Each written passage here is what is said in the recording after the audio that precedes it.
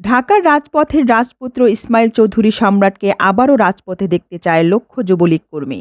চলমান কোটা সংস্কার আন্দোলনের নামে জামাত শিবির ও বিএনপিরা ভয়াবহ এক আওয়ামী লীগ বিরোধী শক্তির মাথাচাড়া দিয়ে ওঠে। ঢাকার মাঠ ফাঁকা দেখে সরকার পতনের আন্দোলন করে ভয়াবহ হামলা ও নাশকতা চালায়। এতে দেশের সাধারণ জনগণ ও রাষ্ট্র ব্যাপক ক্ষতির শিকার হয়। এই সময়ে ঢাকা দক্ষিণের যুবলীগের তৃণমূলের কর্মীরা সম্রাটের প্রয়োজনীয়তা উপলব্ধি করেন। মহানগর দক্ষিণ যুবলীগ কর্মীরা বলেন, সম্রাট ছিল ঢাকার রাজপথের রাজপুত্র, কর্মীদের অভিভাবক। তার ডাকে হাজারো কর্মী ছুটে আসত নির্দ্বিধায়, কোনো সংকোচ ছাড়াই। আওয়ামী লীগের দুঃসময়ে তার ভূমিকা ছিল অনস্বীকার্য। যার রাজনৈতিক ব্যাকগ্রাউন্ড খতিয়ান আওয়ামী লীগে ঢাকা দক্ষিণের সর্বত্রই। সংকটের সময় সম্রাটকে তলোয়ার হিসেবে ব্যবহার হয়, কিন্তু দলের সুসময়ে তাকে অবমূল্যায়ন ও ষড়যন্ত্রের শিকার হতে হয়। ২০০৭ সালে 1-11 আসার পর শেখ হাসিনা গ্রেফতার হন। এই সময় ইসমাইল চৌধুরী সম্রাটের ভূমিকা ছিল প্রশংসনীয়। শেখ হাসিনার পক্ষে নেতাকর্মীদেরকে সংগঠিত করার ক্ষেত্রে তিনি গুরুত্বপূর্ণ হয়ে উঠেছিলেন। এভাবেই আস্তে আস্তে রাজনীতিতে তিনি একটি আলাদা বলয় তৈরি করেছেন। এমনকি নেতারাও তার উপর নানা বিষয়ে নির্ভরশীল ছিলেন। এই সম্রাটের এরকম পরিণতি হবে সেই সময় কেউ স্বপ্নেও ভাবেনি। ষড়যন্ত্রের শিকার একাধিক নেতা নাম না প্রকাশের শর্তে বলেন, তাকে ঢাকার অনেক নেতারাই রাজপথ থেকে সরিয়ে দেওয়ার জন্যই ২০১৯ সালে জেলে পাঠিয়ে দেয়। অন্যান্য নেতারা যখন দুর্নীতি করেন বা দুর্বৃত্তায়নের সঙ্গে যুক্ত হন, তখন তারা দলেও নিঃসঙ্গ হয়ে পড়েন এবং দলের তৃণমূলের সঙ্গে তাদের সংযোগ বিচ্ছিন্ন হয়ে যায়।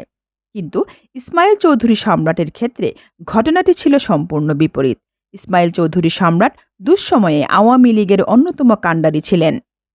মতিঝিল থানা ৯ নং ওয়ার্ড সভাপতি হাসান উদ্দিন জামাল ক্ষোভ প্রকাশ করে বলেন, আজ দল ক্ষমতায় আছে বলে রাজপথে লড়াকু নেতা সম্রাটকে দল থেকে ছুঁড়ে ফেলা হলো, অথচ দলের দুঃসময়ে রাজপথে সম্রাটই নেতৃত্ব দিয়েছিলেন। এখন তার আর প্রয়োজন নেই, কারণ যদি রাজপথে বিরোধীরা কোনো সহিংসতায় নামে তাহলে প্রশাসন দিয়ে মোকাবেলা করা যাবে, কিন্তু ক্ষমতা যদি একবার ফসকে যায় তখন সম্রাটের মতো লড়াকুদের প্রয়োজন কতটুকু বোঝা যাবে।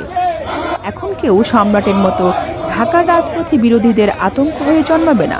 এখন আমরা অনুভব করি, আজ সম্রাট ভাই থাকলে যাত্রাবাড়ি, শনিরাখা, রামপুরা, শাহবাগ, ঢাকা বিশ্ববিদ্যালয়ে সহিংসতা কোনোদিন করার সুযোগ পেত না।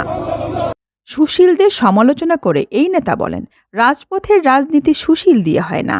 যেসব সুশীলরা সম্রাটের বিরুদ্ধে কথা বলছেন তারা দলের দুঃসময়ে কই আজ?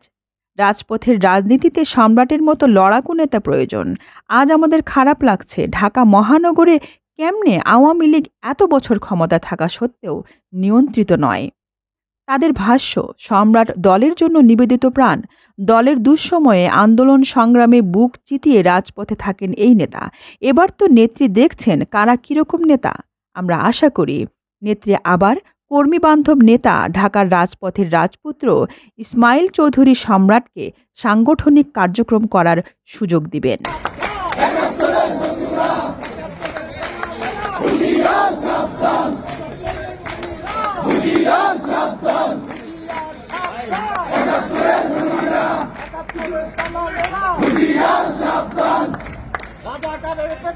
সুফিয়া বেগম লিপি, পূর্বাচল টিভি, ঢাকা।